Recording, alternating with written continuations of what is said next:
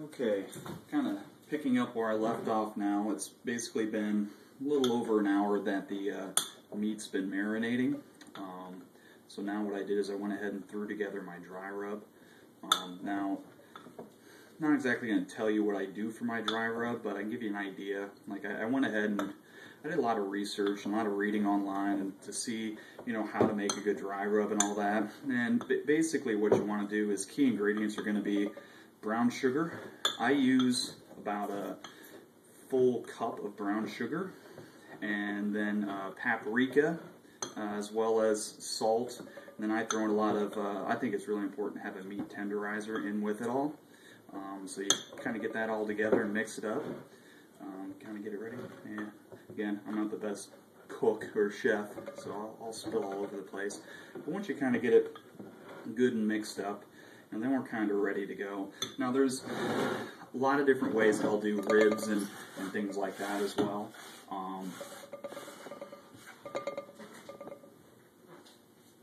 What I like to do is kind of baste the meat kind of before I get the dry rub on. What I've been using recently is some spicy brown mustard.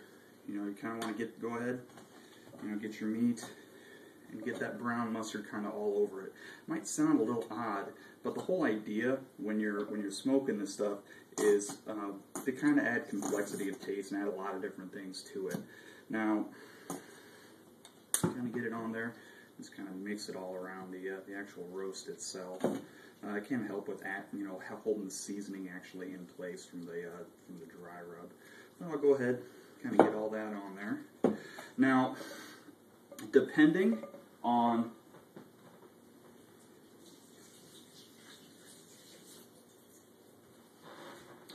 how spicy you want it to be. Like generally if I cook a rack of ribs, I'll add hot sauce to it right now too. I'm not going to add too much tonight because I don't think everybody's going to want really, really spicy food. But I am going to add a little bit. And I have to just point out this is a hot sauce that my sister got for my stocking this year on Christmas. Let me tell you, it is some spicy stuff.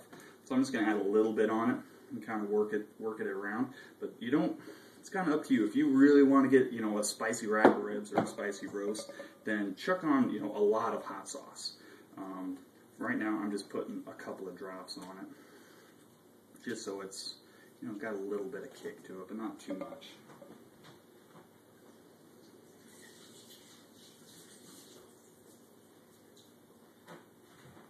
And now is the ever fun dry rub time.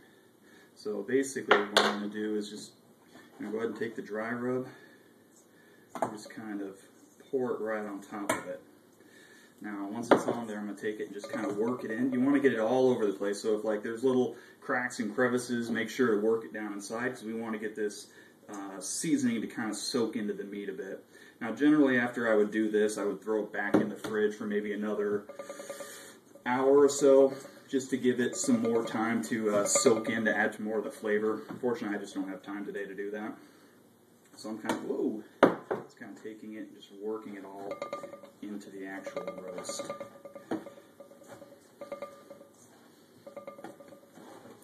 if you got your ribs, you want to get even the ends of the actual meat, not just like the main portion of it.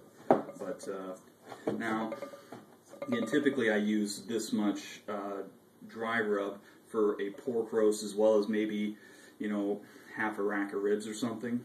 What I did the other day when I smoked a chicken is I typically filled the chicken with celery and onion, and I would use the last of the dry rub, clean the celery and the onion, cut it up, dice it up, and then dump it into the bowl and kind of mix the seasoning into the celery and onions, and then stuff the celery and the onions actually inside the chicken.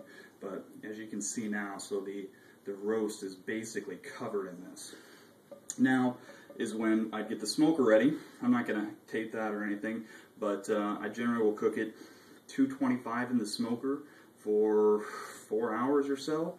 I'll check about every half an hour just to make sure it's coming along okay and the temperature's staying at the right spot. Typically after about 2 hours in the smoker, I'll put it in kind of like a tin pan and then cover it with aluminum foil. I'm not going to do that today. I'm just going to leave it on the actual rack for the whole time. But